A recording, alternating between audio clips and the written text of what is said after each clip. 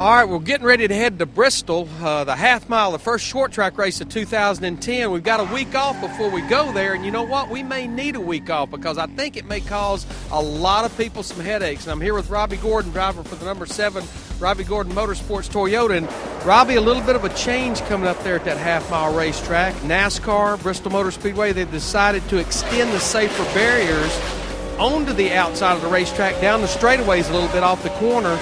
We never discourage safety, but that's going to be quite a change. Well, Bristol's a small track as it is. I think the new banking has allowed us to run side by side. This is probably going to change that a little bit. That extra 2 feet, 2.5 feet on the exit of the corner is going to narrow it up on entry and on exit, and that's going to get interesting.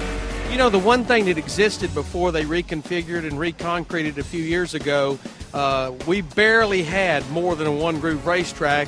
It seemed like the later we'd get in the race, the bump and run would come more into play. Do you think maybe that's a little bit of the method to their madness? I don't know. I like the way the racetrack was. I like it when they have character. People talk about even going back to Daytona, do we need to repave it? It's like, man, Daytona's finally a driver racetrack where you got to hustle it around there. Bristol, I think it's starting to build some character back now. This is going to change character again. You know, the strategy has changed a little bit there since they reconfigured it because, as you mentioned, you can pass. If it's going to narrow the racetrack up, that could change the strategy late in the race about pitting or staying out. I think track position will definitely come into play. I think, personally, it's a half-mile track, and you think, oh, it's not that big of a deal.